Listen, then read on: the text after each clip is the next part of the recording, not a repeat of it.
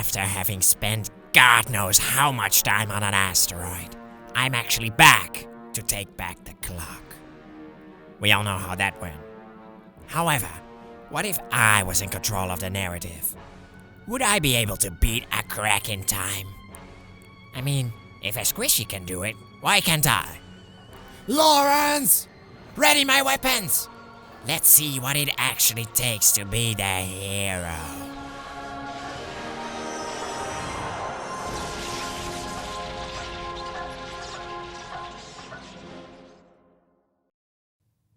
Alright, so first we might want to take a look at Nefarious' moveset. We will see if we can replicate his entire moveset with Ratchet's weapons. Nefarious has a few moves he can do. The most common attack is that he throws bombs that will create a shockwave on the ground. We can easily replicate this with the Constructo bomb with the shockwave payload and the Sharpnel upgrade. This is great, since we can defeat lots of small enemies with that at the same time. Another move he does is that he will do like an energy beam that Ratchet will have to evade. The weapon that I figure is the most similar is the Plasma Striker. It's technically different, but it's also a weapon which fires one big laser with a lot of range. Now, Dr. Nefarious is flying some form of hover boots. Luckily, since the run would be impossible without those. Now, the most prominent attack Dr. Nefarious has for us is that he will shoot short lasers on the ground, kinda like he fires rockets.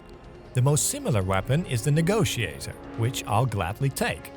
Sometimes Nefarious will go away and send some of his robotic goons to clean up the mess. So I'd say Mr. Zircon is also viable for this run.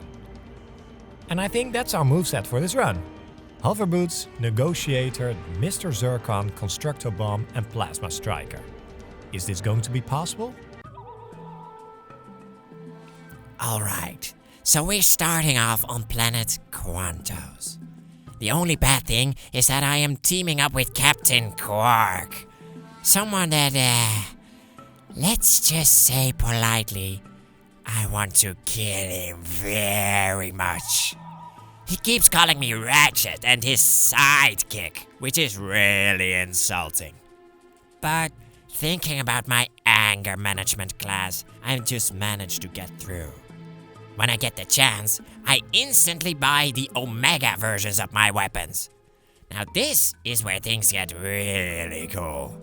Omega Zircon, Omega Judicator, and the Omega Plasma Striker for now. Imagine how many squishies I can kill with these things. Incredible. So with maximum annihilation, I blast those small enemies off the map. When talking about combat, my favorite, there is nothing really much to say actually. I am just too overpowered for these pesky Zyphoids. The Negotiator and Mr. Zircon will take care of most things. Now, I hate to admit it, but I really am afraid that I am not able to beat Lord Vorsalon. Not because I can't defeat him, let's face it, I'm a way better villain than him. But just because the lack of ammunition. I got through Vorsalon's warship with little issues. I mean, that loser of a Captain Quark did set off the alarm, making it close at one point. But I can always run back to our vendor if I run out of ammo. Yes, I will sometimes cheat to make it go my way. Now for my favorite part, Captain Quark leaving. I just hope I never see him again. He makes me so angry. And speaking of angry, it's time for Lord Vorsalon. The only thing I have to keep in mind is that I will have to stay close to him, so all my 3 Negotiator shots will hit Vorsalon. It would be a waste if all my shots could have done up 3 times the amount of damage. But still, every weapon is going to be detrimental in this fight. Now what I do notice is that the Constructo Bomb does not always go where I want him to. The lock-on does not work so well, and in a fight where every hit counts, this could be difficult. So, after about 2 minutes of fighting, the only ammo I have left is Mr. Zircon. And look at how much health this phony has remaining. I very much doubt my chances, but I won't give in. I won't give Vorsalon the win. After dodging for a while, I equip my last Mr. Zircon. And you know what? He actually takes that fool out. Pathetic! Crazy that this small droid actually took down this loser. But now that I think of it, he is only floating hat in a tank. Not really the scientist that I am. And I'm moving on to the Villa sector, where I land on Torren 4. It is here when Quark tells me this. One of the Fongoids just told me about a race of brutal warriors who apparently hate Nefarious. They're called Agorians. I'm heading over there now to talk to them. Now this is outrageous! I've never once dabbled with Agorian interferes. So even when he is not here, he is grinding my gears. And when I make my way to the Hollow, it is here where I, with my scientific master brain, help these dumb fullers end Code 1113. And I'm not really pleased to meet General Azimuth, the disgrace of his entire race. The Lombax that attacked a couple of my transports and stuff. And I know a hollow guys when I see one! He thinks I'm wearing a hollow guise, but it actually is me! Now, why does everyone hate me? He even gives me faulty hover boots. And for what? We want the same thing, you moron! At least I have a plan to get into the office chamber. But all these things are just really boring stuff. I can easily get through this. Axiom City is a little harder in the fighting section, but let's face it, I'm just too powerful. It is in Pollux Industries where I find my first weapon upgrade. Mr. Zircon becomes even more powerful, being a great ally in all this. The great thing was that there are a lot of small droids here that, with my Omega Mr. Zircon and Omega Constructor Bomb, are immediately vanquished. The weapons that I have are great, but it's also very tempting to never use the Plasma Striker, simply to save time. Time is money. As you might have guessed, time is really important for a villain like myself. I guess we can talk about the fight against the VX-99, and I just want to show you this. See how fast he dies? I mean, come on, man.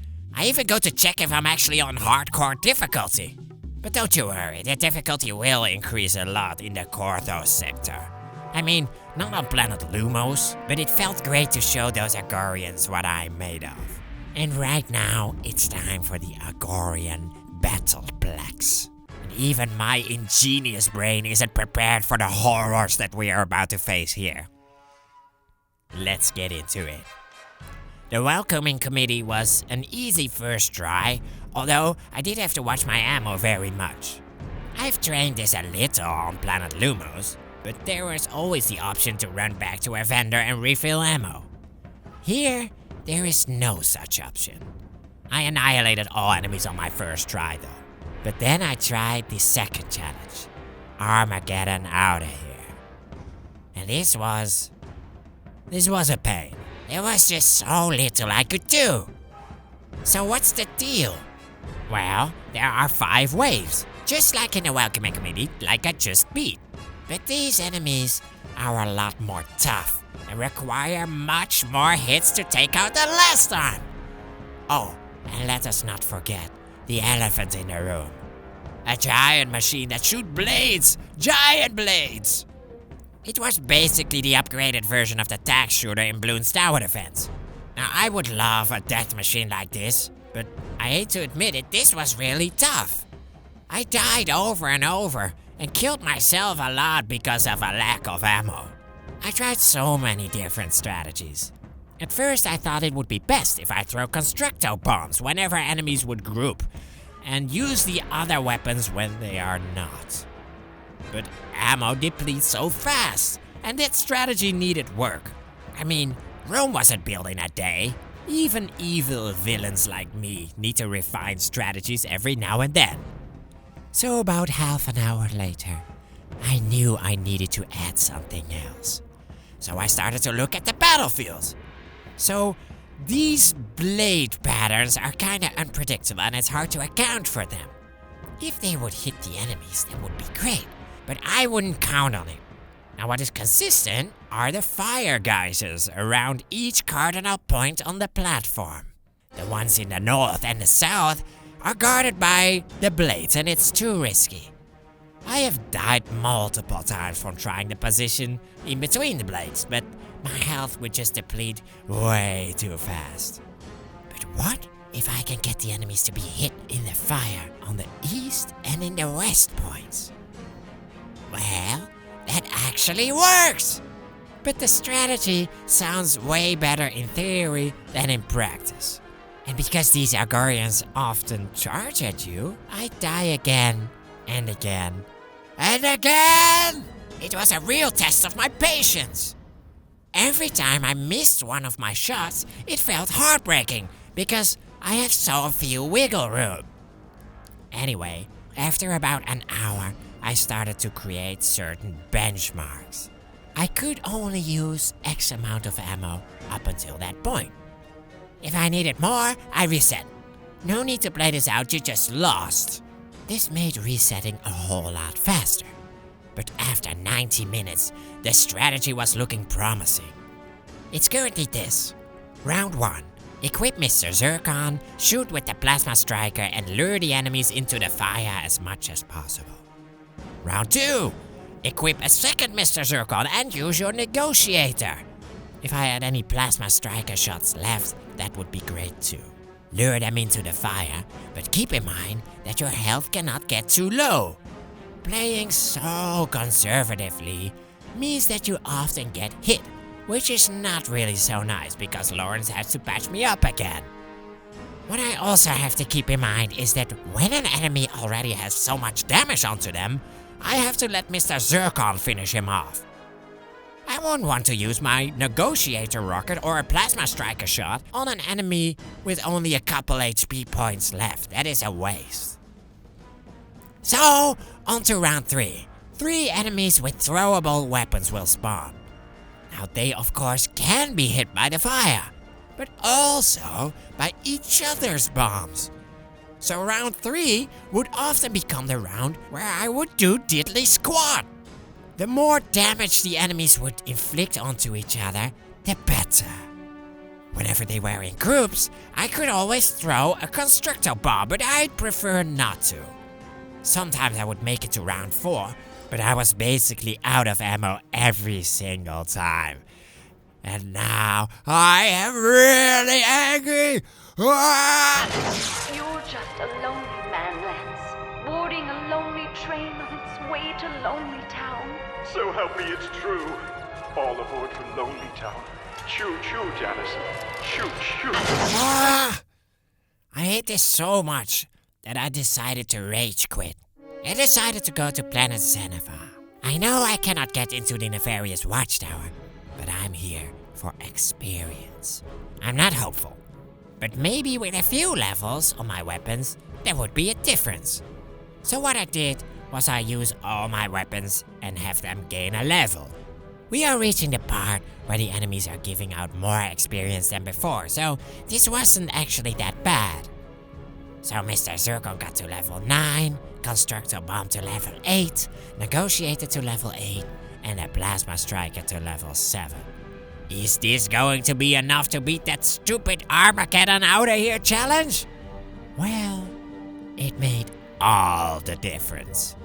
Because upon getting back, I beat the challenge on my 3rd try. Of course, the strategy was already there, but the extra damage and range was so important. I sometimes needed just a couple of shots per wave. Combine that with watching my back, not getting hit too much, and having the enemies hit each other and walk into the fire. That brought me to my victory. Finally! Now I'm actually considering to not rewind time in the office chamber. I do never want to do this again. The rest of the Battle Plex was easy. The 5th challenge requires 3 waves and the Wargrog to be defeated. And upon fighting the Wargrog, it got very clear to me there was no theoretical way to beat the Wargrog with this amount of ammo. But when I died, the waves of enemies stayed defeated. So in practice, you only need enough ammo for the Warcrook alone. And this is very easy. I continued my search on Xanavar and traveled to the past where, I must say, the fungoids really outdid themselves with the Nefarious honoring. Have you met Dr. Nefarious yet?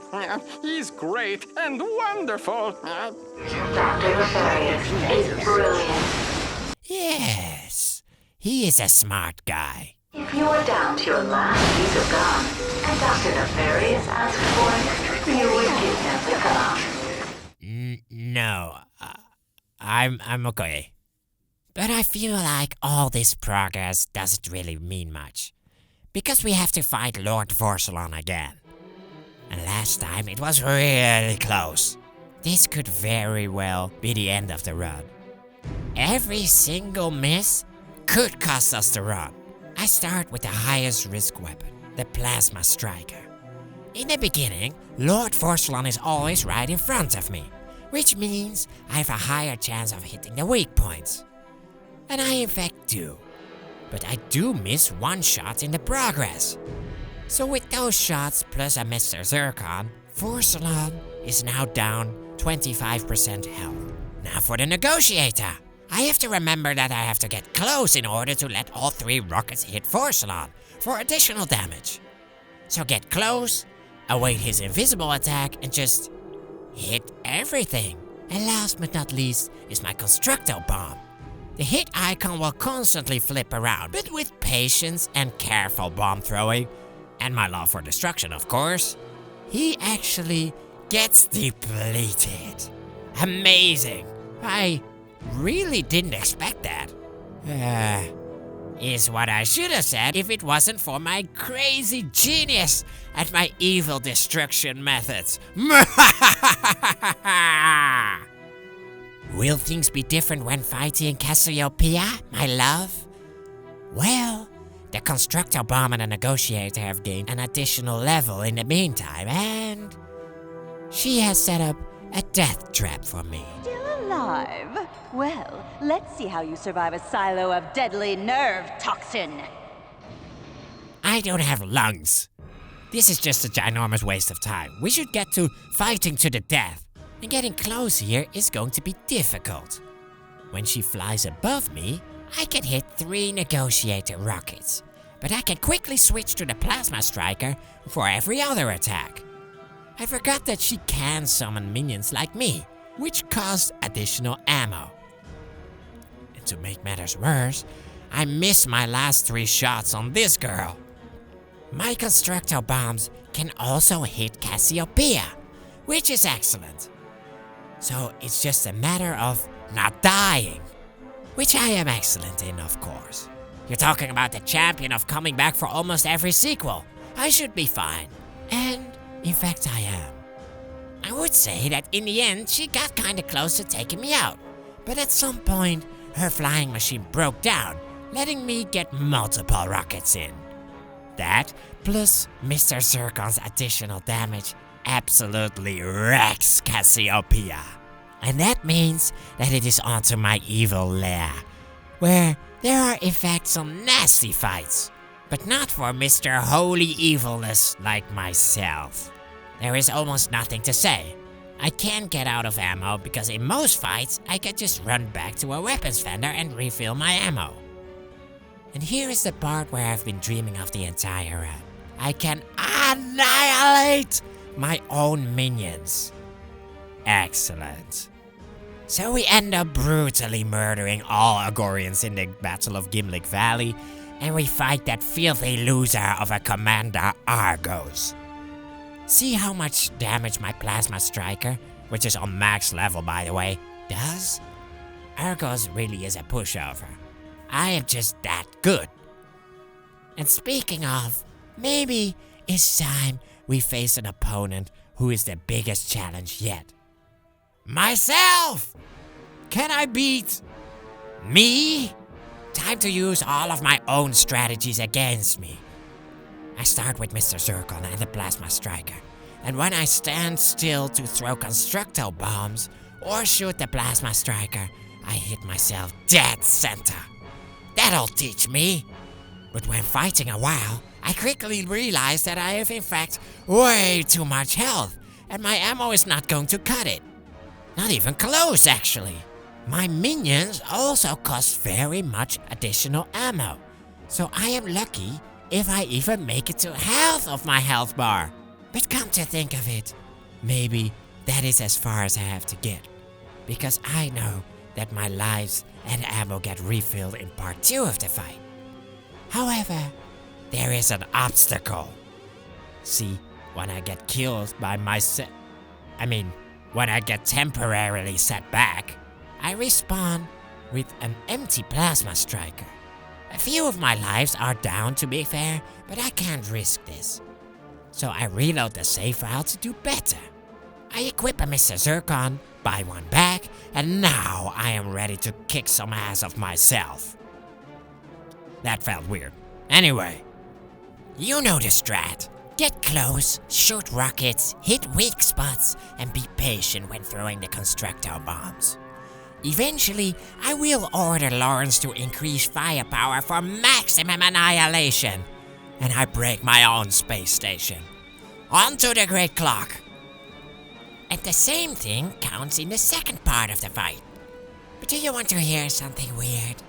For what feels like the first time in this run, the game actually gives me ammo. Meaning, that version of me gets taken out easily. Evil genius was defeated. It's always a shame. Right now, you must think that the run was won. But I have, in fact, some very bad news. After trying for about half an hour, I have to admit that I was never able to defeat General Azimuth, the Outsider, which caused me so much problems in the past. No, I was never able to get somewhat close to defeating him. He had just much lives, and I have very little firepower or ammo. It was not like that I had to keep going to eventually have a chance. Don't forget that Azimuth does really good damage to me, so dying is not out of the question. Not at all, in fact. It happened over and over. And I killed myself over and over again every time I would miss only a couple of shots, because then I cannot win regardless. Now this was something else. And that means that I have failed. So, Dr. Nefarious cannot beat a crack in time. It's a shame because we've made it all the way to the last fight of the run, and that one becomes impossible. So, pity, right? Well, I got to thinking and scanned my footage for all the actions Nefarious does in the fight. And I haven't missed anything. But wait, a crack in time Nefarious cannot beat Azimuth. But what if we think outside of the box and bend the rules a little? Why shouldn't we look at other Nefarious fights? Like the one in Ratchet & Clank 3, that I played about half a year back. There are a couple more attacks that Nefarious does, but almost none actually look like the weapons I have available in A Crack in Time. A cloning device, a shield charger, both excellent things that we don't have access to. But, okay, hear me out. On the second platform, Nefarious does this attack where he shoots many rockets that Ratchet has to evade. We do have access to these rockets in the form of the Rhino 5. That feels like the cheapest trick possible, but it's the only way for Nefarious to get a chance of beating this game. Some of you might not like that, but this is a meme run anyway, and we now have access to the same sort of rockets in Ratchet 3. Now what? Look at this firepower! It feels amazing. I feel destruction in my veins. If I was a squishy, of course. But the same strategies will still apply. Even with this immense firepower, there is no guarantee that we will win. The Rhino 5 is only level 6. And in fact, I died countless times over. I would always use the other weapons first and then whip out my rhino, because later in the fight, Azimuth will do some sort of boost attack which has to charge up. Amazing time frame to get about 100 rocket hits in. It really took me quite a while and amazing aim, but yes, I was in fact able to defeat the Elder.